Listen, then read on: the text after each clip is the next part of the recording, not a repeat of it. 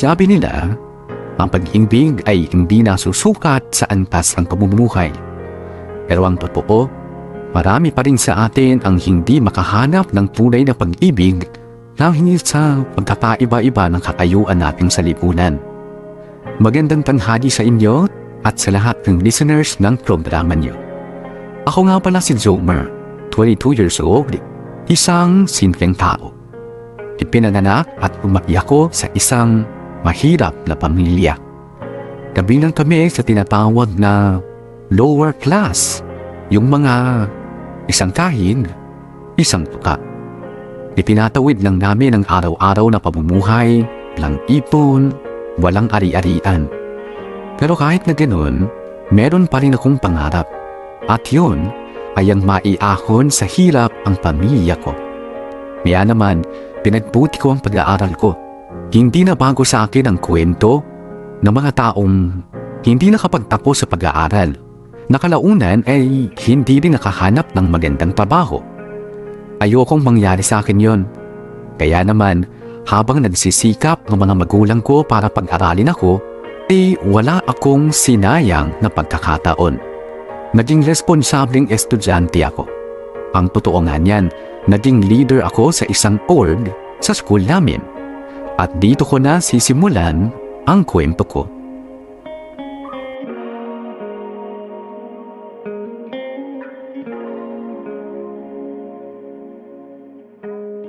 That's all for today, class. I'll see you next meeting. Bye! Ingat kayo, ha?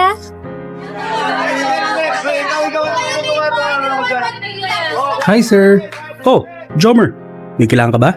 magpapasign lang ako ng permit sir. Para po sa outreach program natin bukas. Oo nga pala. Bukas na nga pala to, no? Kamusta naman yung preparation mo so far? Familiar ka naman dun sa place, di ba? Opo sir, madalas po ako pumunta dun dati. Okay, good. I'll see you tomorrow then. Yes sir, see you po.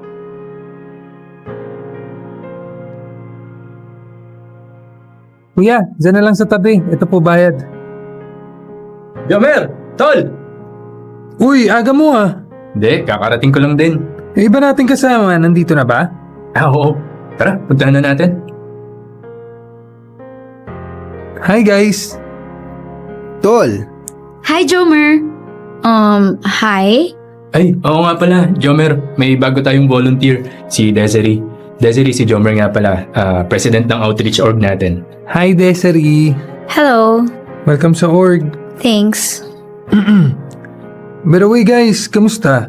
Mukhang maraming beneficiaries na pumunta ngayon ah. Kaya ba nating accommodate sila lahat? Palagay ko naman oo. Baka kapusin nga lang tayo sa paper plates. Pero may fund naman tayo pambili ano? Oo, meron naman. Good.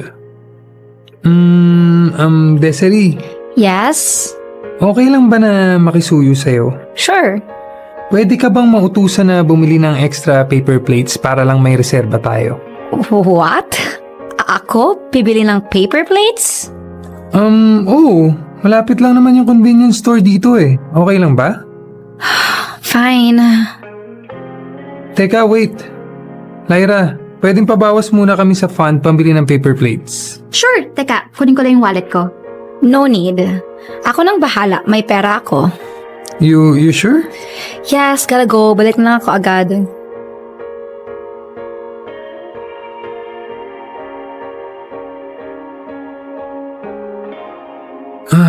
Woo!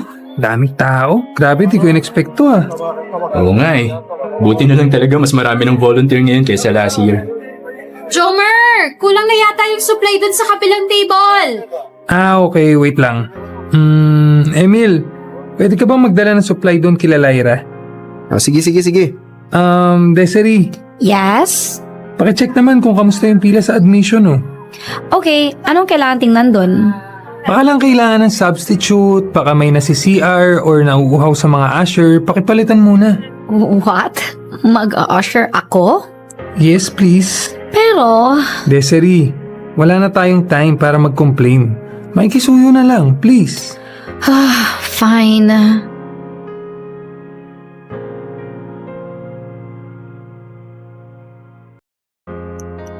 Ay, Sa wakas, natapos din ang event. Salamat sa inyo guys ha. Wala yun. Anytime, tol. No problem.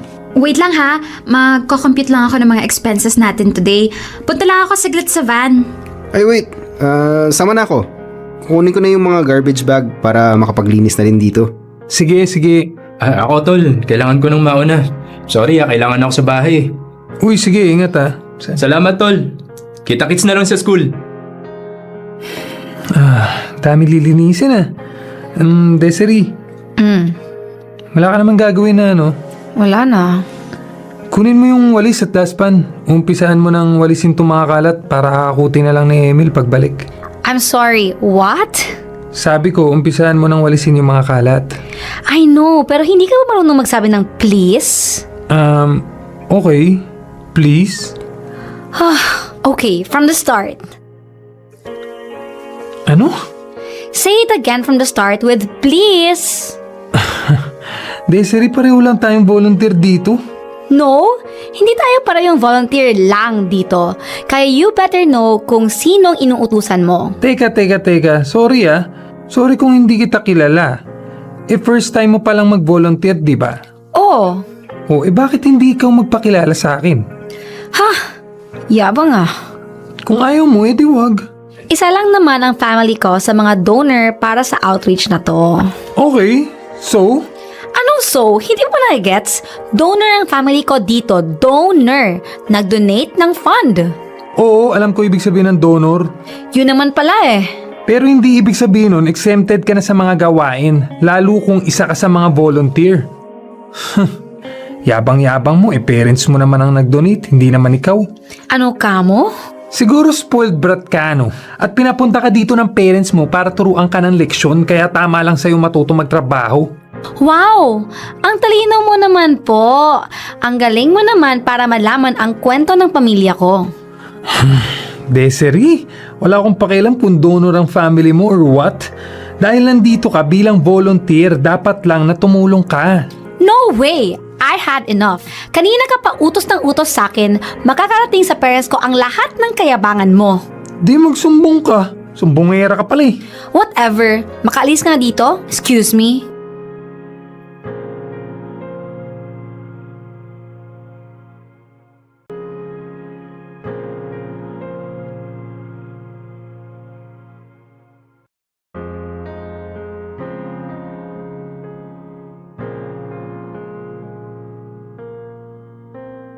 Dito ko na nga ipapakilala sa inyo si Desiree, ang babaeng bumago ng patbo ng buhay ko.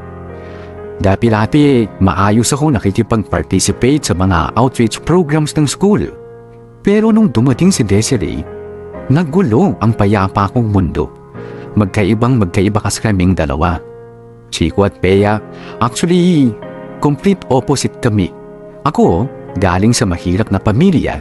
At si Desiree naman, lumaki ng inihahain sa kanya ang lahat ng gusto at pangangailangan niya. Hindi niya nararanasan ang manghiram ng mga susuotin sa school, ang manghingi ng papel sa katabi o gumawa ng promissory note tuwing paparating na ang exam.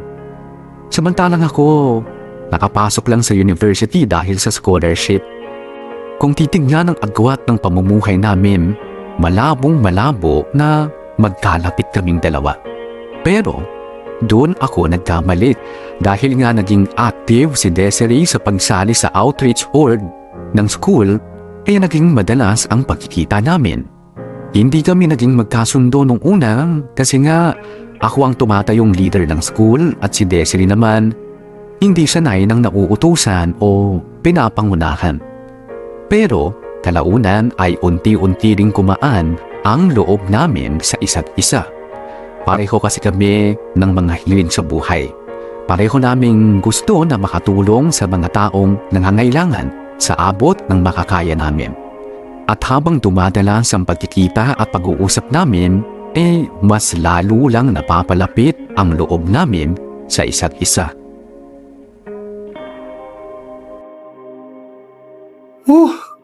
Bad trip. May aabutan pa kaya ako? Tawagan nga si Ronel.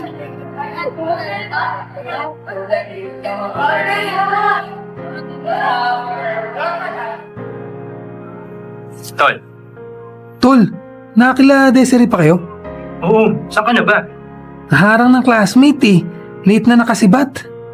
O sige, bilisan mo para maabutan mo pa kami. Okay. Update na lang. Sige.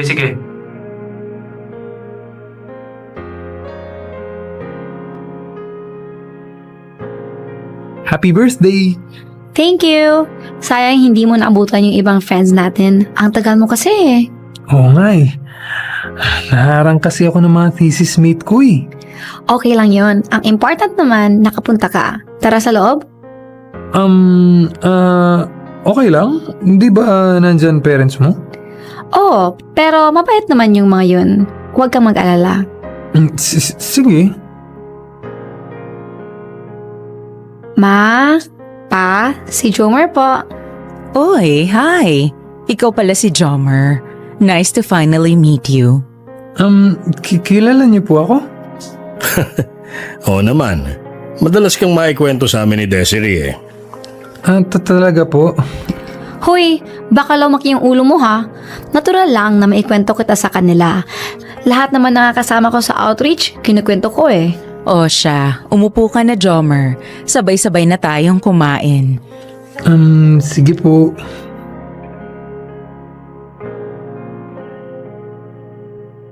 So, Jomer, ano nga ulit ang course mo? Computer science po. Nice. Paano ka napasok sa outreach org ng school?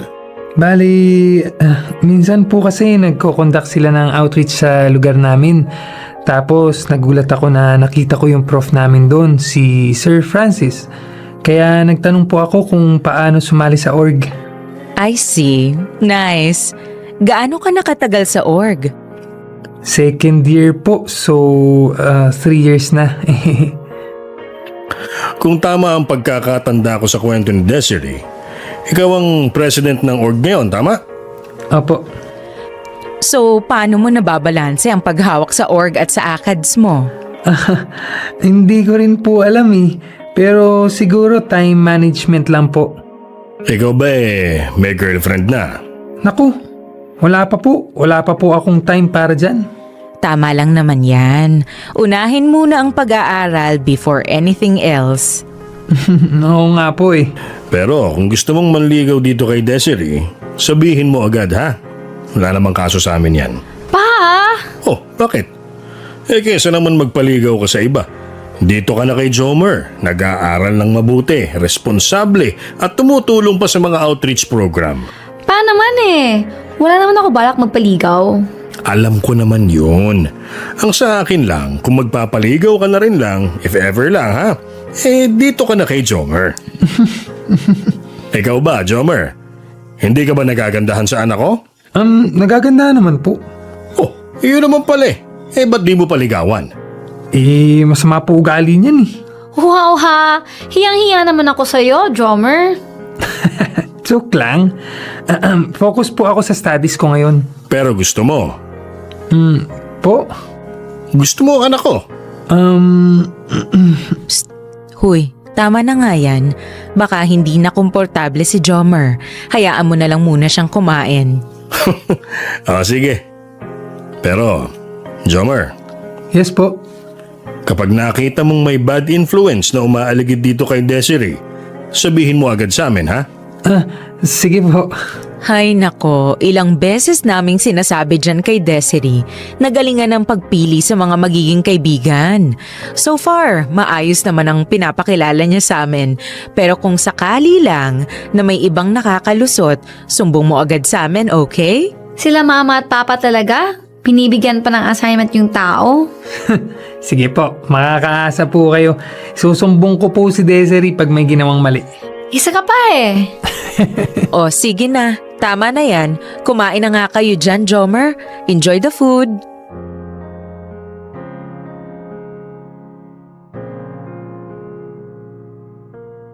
Medyo nagulat ako noong nakilala ko ang pamilya ni Desiree.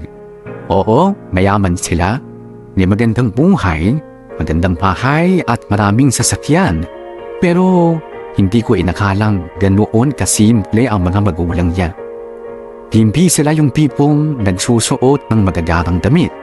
Wala silang makikintab na alahas at higit sa lahat, magiliw silang tumatanggap ng bisita kahit na hindi kapareho ng antas ng pamumuhay.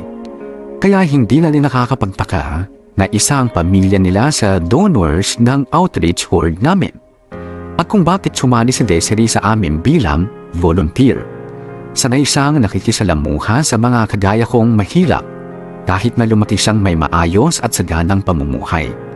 Dahil doon, mas lalo ko siyang na-appreciate. Mas lalong tumaas ang paghanga ko sa kanya. Mas lalo siyang gumanda sa paningin ko. Aaminin ko, sa ilang buwan na nakakasama ko si Desiree, hindi ko na naiwasan na magkagusto sa kanya. Hindi naman kasi talaga siya mahirap magustuhan. Bukod sa natural na maganda na siya, magaling pa siyang makisama at hindi mo siya makikitaan ng yabang sa katawan. Hindi lang talaga naging maganda yung una naming pagkikita. Pero noong nakilala ko na siya ng mas malalim, doon na unti-unting nagbago ang tingin ko sa kanya. Hindi na siya mawala sa isip ko. Parang gusto kong palagi siyang nakikita at nakakausap. Gusto kong mas mapalapit sa kanya. Ilang buwan kong kinimkim yun hanggang sa nakaipon na nga ako ng lakas ng loob na magtapat sa kanya ng totoo kong nararamdaman.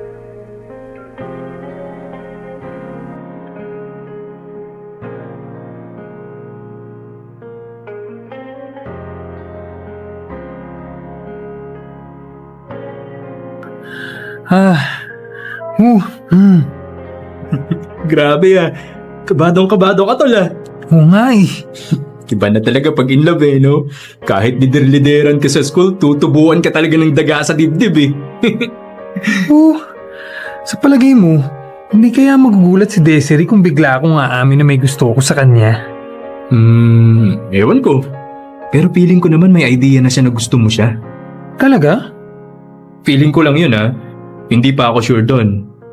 Pero mukha namang may gusto din sa'yo si Desiree. We, paano mo nasabi? Kasi di ba, palagi kayong magkasamang dalawa. Tapos madali mo siyang napapatawa. Samantalang dati ang sungit-sungit nun. Ay, Huwag kang mag-alala, tol. Malaki pag-asa mo dun kay Desiree. okay. Ano, tara, punta na tayo sa building nila. Tara. Ayun na siya, tol. Mag-isa lang. Lapitan mo na. Kinakabahan ako. Natural lang yan. Alam nga naman magpatalo ka sa kaba mo. Go na!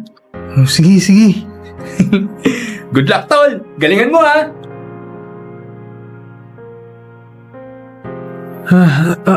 Hi, Des. Desiree! Uy, Eman! Kanina ka pa? Hindi, sakto lang. Sorry natagalan. Tagal kasi matapos ng rehearsal No, it's okay. So, paano? Let's go? Tara. Uy, Trumer? Nandiyan ka pala? Hi. May sadya ka ba dito sa building namin? Hindi. Wala naman. Nalibang sa paglalakad hanggang sa napadpad dito. Okay. Sino to? Ay, oo nga pala, Eman. This is Jomer, President ng Outreach Org. Jomer, this is Eman, maniligaw ko.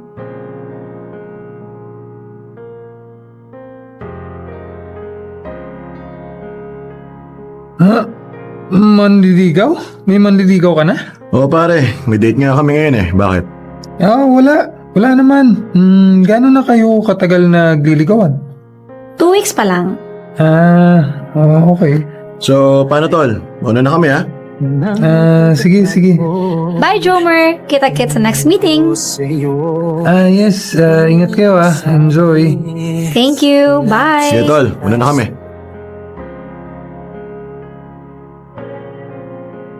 Sanay akong humaharap sa maraming tao. Kahit kailan, hindi ko pinagdudahan ang lakas ng loob ko. Ininalaban ko ang anumang gustuhin ko sa buhay. Pero pagdating kay Desiree para bang umuurong ang lahat ng tapang ko. Kaya matagal-tagal kong pinag-isipan kung magtatapat ba ako sa kanya. Kaso nga lang, kung kailan buo na ang loob ko para umamin sa kanya, saka pa dumating ang isang malaking harang walang iba kundi si Eman. Kagaya ni Desiree, galing din si Eman sa isang mayamang pamilya. May timbig at itsura na pwedeng ipagmalaki. At higit sa lahat, sikat sa school dahil sa talento niya sa pagsasayaw. Kaya naman maraming babae ang nagkakagusto sa kanya. At masakit mang tanggapin, mukhang isa na doon si Desiree. Ang sakit, ang hirap tanggapin na yung taong nagugustuhan mo ay madaling maagaw ng iba sa iyo nang walang kahirap-hirap.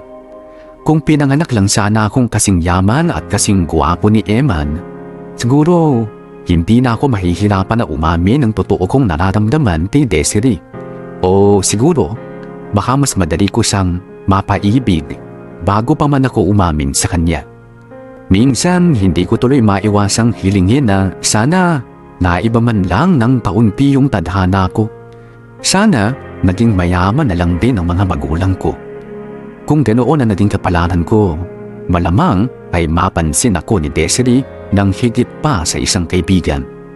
Sana hindi na ako nahihirapang mapaibig ang kaisa-isang babaeng nagugustuhan ko. Dahil sa pagpasok ni Eman sa eksena, agad ko munang isinantabing ang pag-asang maging kami ni Desiree. Labo na kasing, ano ang laban ko sa Eman na yon? Kumbaga sa gera, nasa kanya na lahat ng almas na kailangan para manalo sa laban. Samantalang ako, lakas ng loob na nga lang ng meron, mukhang unti-unti pang nawawala. Tinanggap ko ng maluwag sa puso na si Emma naman talaga ang nababagay kay Desiree dahil pareho sila ng katayuan sa buhay. Kinaubaya ko na lang si Desiree sa taong mas deserve niya. Ang totoo, marami ang nagsasabing bagay silang dalawa. Pero isang bagay tungkol kay Eman ang hindi alam ng marami. Natuklasan ko kasi na hindi irresponsableng estudyante si Eman. Mahilig siyang magbulakbol at umabsent sa klase. Laman din siya ng mga trouble sa labas ng school. Nalaman ko lang ang lahat ng yon sa kaibigan kong si Ronel. Gusto ko sanang kausapin si Desiree tungkol doon pero ayokong sa akin manggaling ang totoo. Ayokong lumabas na sinisiraan ko si Eman sa kanya dahil baka magmukha pa akong desperado kung gagawin ko yun.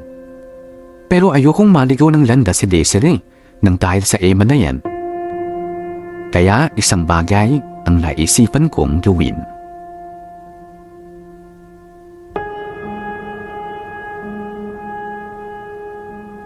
Again, I would like to thank you guys for raising such a huge amount of money para sa ating fund. Congratulations! Thank you, sir!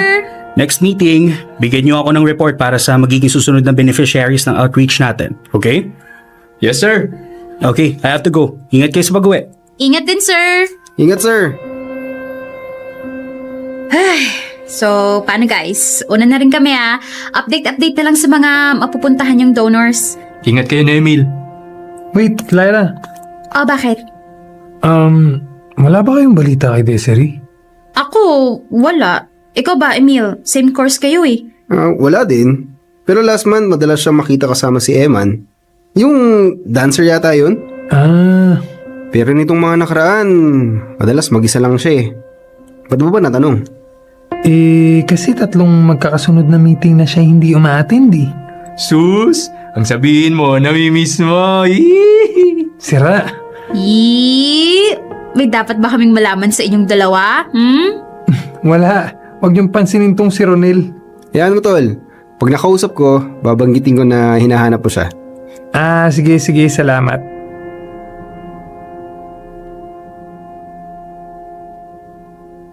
Tol, mukhang wala naman talagang balak magpakita si Desiree. Huwag mo nang pilitin kung ayaw. Di ka sure dun. O bakit, ikaw ba? Sure ka na gusto niya? Kaya nga kakausapin, di ba? Alam mo, kung sakali nga na ayaw niya talaga sa org, magbumukha ka lang desperado. Shh! Ano ba? Huwag ka maingay. Ayan na siya oh. O edi sige, kausapin mo na. Good luck, uwi na ako. Mabuti pa nga. Desiree. Jomer, Hi. ginagawa mo dito? Um, kakamustahin lang sana kita. I'm fine. Sige na, mauna na ako. Wait, Desiree. Yes. Magkikwit ka na ba sa org? 3 meetings na kasi yung hindi mo na-attendan eh. Oo, mag-quit na ako. Pakisabi na lang din kay sir. Okay. I have to go. Desiree, wait. Ano? Pwede ba kita makausap saglit? Hindi. Bye. Bakit naman? Jomer, just respect my personal space, okay? Ayaw kitang kausap. That's it. Huwag mo na tanungin kung bakit. Wala man lang explanation? Hindi kasi piolo kaya you don't deserve an explanation. Paano yung pinagsamahan natin? Wala na. Anong wala na? Wala na kasi sinira mo na. Ano? Sinira mo na ever since nagsumbong ka kay Papa. Akala mo hindi ko malalaman? Akala mo pwede kang magsumbong na ganun-ganun lang? Na hindi nakakarating sa akin na ikaw yung nagsumbong?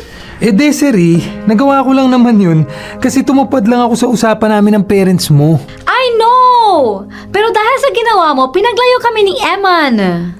Bakit ako sinisisi mo? Kung hindi ka nagsumbong, hindi sana malalaman nila Papa, di ba? Teka nga, ba't pa kasi ulol na ulol ka dun sa Emma na yan? Hindi naman good influence sa'yo yan eh. So, sino yung good influence? Ikaw? Wala akong sinabing ganyan. Akala mo kasi, ikaw lang yung okay, ikaw lang yung mabuti, ikaw lang yung good boy. Perfect ka ba? Ha? Perfect ka? May sinabi ako? Para sabihin ko sa'yo, di hamak na mas pogi naman sa'yo si Eman. Mas mahal naman kita. Ano? Wala. Alam mo, Jomer, okay ka sana eh. Mabait ka naman. Responsible. Bilang president ng org, magaling ka. Saludo nga ako sa'yo eh. Pero wag mo naman sana pakialaman yung personal na buhay ko. Sorry. Di ko naman intensyong sirain kayo ng Emma na yun eh. Ang sa akin lang, nagbitaw ako ng salita nun sa parents mo. Kaya dapat lang na tumupad ako. You could have told me first. O kaya, sana naman binigyan mo ako ng warning na magsusumbong ka kay Papa para nakapag-prepare man lang ako. Ay, sorry na nga eh. Ang dating tuloy sa akin para kang epal, pakialamero. Bakit? Close ba tayo? Hindi ba? Magkasama lang tayo sa org, Jomer. We're not even friends. Okay. Sorry. Masyado lang ako nag-assume. Now you know. I have to go.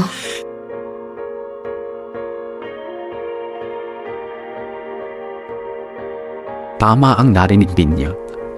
Ako ang lumapit at nagsumbong sa parents ni Desiree ng pupol na namamalitan sa kanila ni Eman at kung anong klaseng estudyante siya. Gaya ng inaasahan, hindi nila yun nagustuhan kaya pinaglayok nila sila Eman at Desiree. At yun naman ang dahilan kung bakit nagalit sa akin si Desiree. Ang engkit tuloy, ako pa rin ang kawawa. Hindi ko pa rin nagawang agawin ang atensyon ni Desiree mula sa Eman na yun. Parang lumala pa nga yata ang sitwasyon eh. Mas lalo lang lumayo ang loob niya sa akin. Mas lalo akong nawalan ng pag-asa na magtapat sa kanya at hingin ang matamis niyang oo. Mas lalo akong nahirapan. Samantalang si Eman, walang kahirap-hirap na inaangkin ng buong buo ang isip ni Desiree. Dito na ako nagsimulang magtanong. Ano ba ang meron sa Eman na yon? Bakit ang daming nahuhumaling sa kanya? Wala naman siyang ibang lamang sa atin bukod sa pagiging mayaman at talented. Oo, tama. Yun nga ang isa pang bagay na wala ako. Ang husay sa pagsasayaw. Palagay ko yun ang dahilan kung bakit ang daming nahuhumaling sa kanya sa school at sa social media. Maraming babae ang nagkakandara pa na mag-comment sa mga post niya. Naisip ko na sana ganun din ako. Sana madali kong nakukuha ang atensyon ng sinumang babaeng magustuhan ko. Sana kagaya ko si Eman.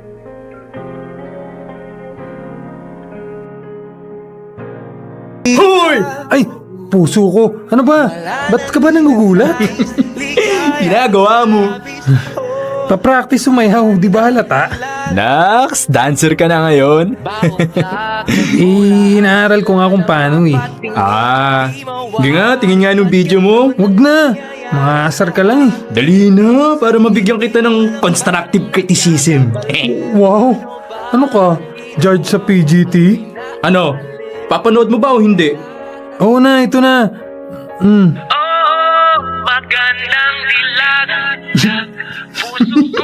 Oh, tapos ngayon tatawa-tawa ka. Chong, ang sagwa! Tignan mo tong sirang ulong to. Wala man lang moral support. Hindi nga kasi bagay sa'yo. Alam ko naman yun. Bakit ba kasi inaaral mo pa yan? Wala. Nagbabakasakali lang na matutunan ko rin. Oo nga. Pero bakit? Dati-rati naman hindi ka interesado sa mga ganyan Basta, salamat sa pagpaparealize sa akin na hindi talaga para sa akin to. Hindi talaga. Wow, thank you, inulit mo pa. Ang ibig kong sabihin, tol, hindi ka talaga magaling sa mga ganyan. Pero alam mo kung saan ka magaling? Saan? Sa ACADS. At saka sa pagiging leader. Kahit na hindi ka talented sa mga sayaw-sayaw na yan, malakas naman yung karisma mo sa tao. Yun, doon ka magaling. Kaso hindi nakita ni Desiree. Ay, Tol, hindi mo naman kasalanan kung iba ang gusto niya. Hindi porket mas natipuhan niya yung Eman na yun na magaling sumayaw at maraming fans, pepersahin mo na rin yung sarili mo na maging kagaya niya. May sarili kang identity. Unique. marunong ka rin pala magsalita ng may sense, no? Naman. Ang totoo niyan, Tol. Sa'yo ko lang naman natutunan yung mga ganyan eh. Nagtataka nga ako sa'yo eh. Ba't biglang bumaba yung bilib mo sa sarili mo? Na-inlove ka lang, nagbago ka na. Oo nga, no. Salamat, Tol, Salamat sa pagre-remind sa akin. Pero, matanong kita, Tol, Ano yun? Ikaw ba umamin ka na kay Desiree? Oo. Oo, may question mark? Yata. Hindi ka sure? Hindi. Ba't di ka sure? Ano yun, nagpahaging ka lang? Joke lang? O umamin ka tas bigla mong binawi? Biglaan kasi. Bigla ako napaamin. O tapos? Yun na yun. Biglang nalis yung usapan. So wala kang follow-up statement? Walang reinforcement? Walang, I like you Desiree, pwede ba kitang ligawan? Walang ganun? Wala. Sus, kaya naman pala liyamado yung Eman sa'yo Bakit? Tignan mo ikaw, todo practice ka ng sayaw dyan para magpa-impress. Samantalang yung Eman na yun, walang ka-effort.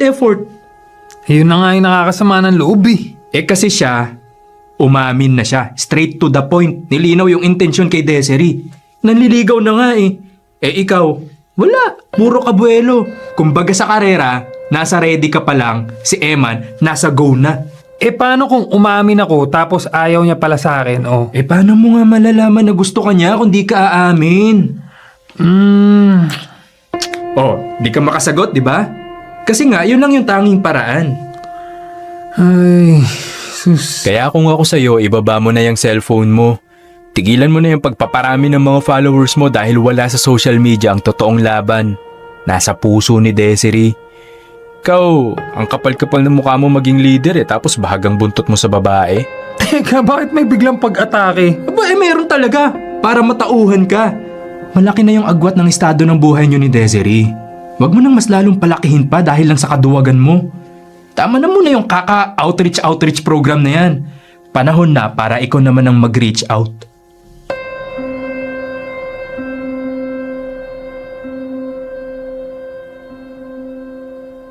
Natapuhan ako sa lahat ng sinabi sa akin ng kaibigan kong si Ronel. Ama nga naman siya. Masyado kong pinagdudahan ang sarili kong katangian. Mas nakita ko yung wala sa akin. Nakalimutan kong marami akong maipagmamalaki na wala ang iba. Masyado akong nakulong sa idea na kailangang maging kagaya ako ni Eman, to the point na nakalimutan ko lang maging ako. Kaya naman unti-unti ay binalikan ko ang mga bagay na nakakapagpasaya talaga sa akin. Yung mga bagay na nakakapagpalakas ng loob ko. Gaya ng pagsali sa mga outreach programs at pagiging aktibo sa klase. Ilang buwan din akong nag-focus sa sarili ko hanggang sa hindi ko na namamalayan na nanunumbalik na yung dating ako. Yung Zomer na puno ng sigla at hindi ikinukumpara ang sarili sa iba. Sa wakas, buo na ulit ako. Yun nga lang, kung kailan nanumbalik ang kumpiyansa ko, saka naman ako nawala ng pagkakataon na muling harapin si Desiree. Nangyari kasi ang isang bagay na hindi inasahan o hindi napaghandaan ng kahit na sino man sa atin. Dumating ang COVID-19 at nagsarado ang mga eskwelahan. Ni hindi ko man lang naipakita kay Desiree yung naging pagbabago sa akin. Well, sa totoo lang, nawala na rin yun sa isip ko dahil wala na akong ibang inisip noon kundi ang sitwasyon ng pamilya namin. Hindi biro ang maging mahirap sa panahon ng pandemya. Araw-araw ako nag-aalala kung ano ang kahihinatnan ng pamilya namin. Hanggang sa tuluyan ko nang nakalimutan ang tanggustuhan kong makausap si Desiree. Nawala na siya ng tuluyan sa isip ko.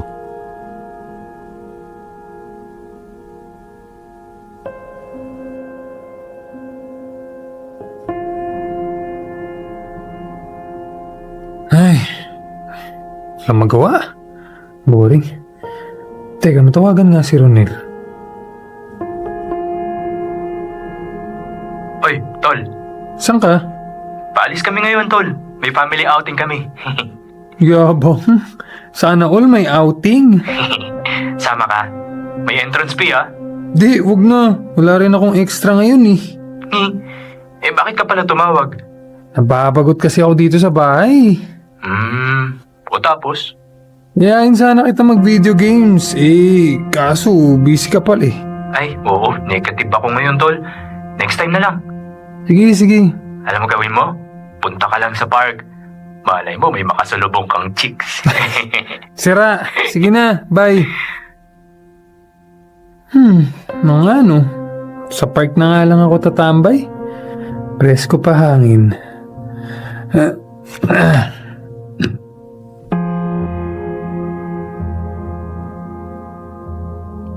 Ay, nako.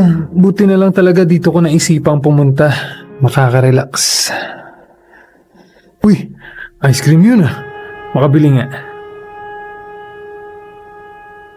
Kuya, Pabili mo pabili. ice cream. Desiree?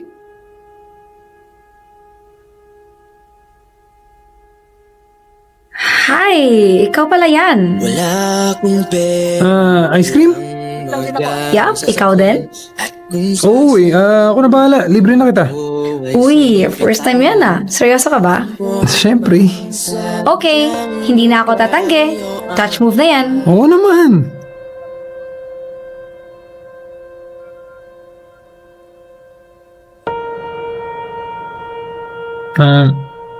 Ikaw lang ba mag-isa? Oo eh. Tara, upo muna tayo sa bench. Let's go. Alam mo, hindi ko ina-expect na makikita kita dito. Really? Bakit naman? Kasi akala mo hindi ako pumupunta sa mga ganito kasi social ako. Actually, oo. Ikaw lang naman talaga nag-iisip na social ako eh. Uy, hindi naman. Anong hindi?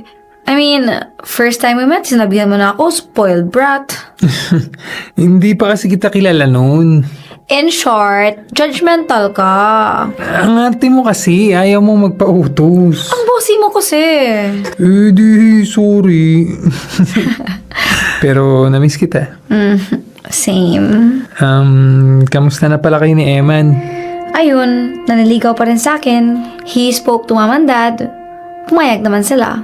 Hindi mo pa sinasagot? Hindi pa. May hinihintay kasi ako eh. Hinihintay? Ano? Basta. Pero if ever na may manligaw pa sa'yo, pwede pa ba? Tatanggapin mo pa ba? Depende. Depende sa... Depende kung buo ang loob niya. Kung desidido talaga siya.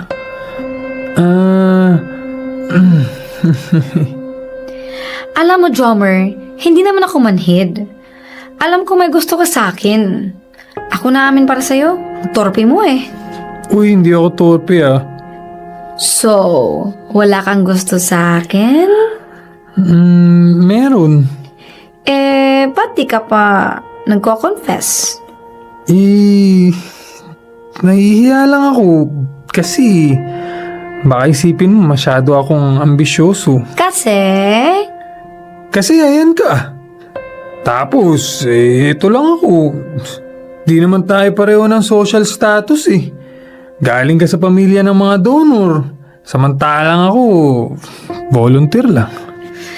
Pero, di ba minsan ang donor nagiging volunteer din para mawala yung gap? Alam mo, Jomer, hindi naman ako nagpapaligaw kay Eman dahil lang sa mayaman siya o gwapo Nagpaligaw ako kasi naniligaw siya. Alam niya kung anong gusto niya. Buo ang loob niya. Hindi kagaya mo, walang bilib sa sarili. So, kung maliligaw ako sa'yo, payag ka ba? Oo naman. Basta, make sure, gusto mo talaga manligaw. Ayaw ko ng atras-abante sa panliligaw. Ayos. Sige, buo na ang loob ko. Mula ngayon? Ay, hindi muna. Oh, akala ko buo ng loob mo. Oo, buo na ang loob ko. Pero gusto kong magpaalam muna sa parents mo. Gusto kong sila muna ang makaalam na officially, liligawan na kita. Sure ka na ha? Wina-warningan kita. Ngayon pa lang, mahigpit ang kompetisyon. I know, pero liyamado na ako Boto sa akin parents mo Wow! Talagang confident ka ha? Siyempre, baka Jomer to. Yabang? Halos 2 taon ang hinintay ko bago muling makita si Desiree. At nakita ko nga siya sa hindi inaasahang lugar at pagkakataon. Nabago sa mahabang panahon ang pananatili sa bahay dahil sa pandemic, sa wakas ay nagtagpo ulit ang landas naming dalawa. At ang mas lalong hindi ko inasahan, magkakatapat pa pala ako o makakapagtapat pa pala ako sa kanya nang wala sa oras. Sobrang biglaan. Wala sa plano. Ngayon, ipinagpatuloy ko na ang panliligaw ko sa kanya matapos kong magpaalam sa parents niya. Lumuti na lang at nakapag-iwan ako ng magandang impression sa kanila noon.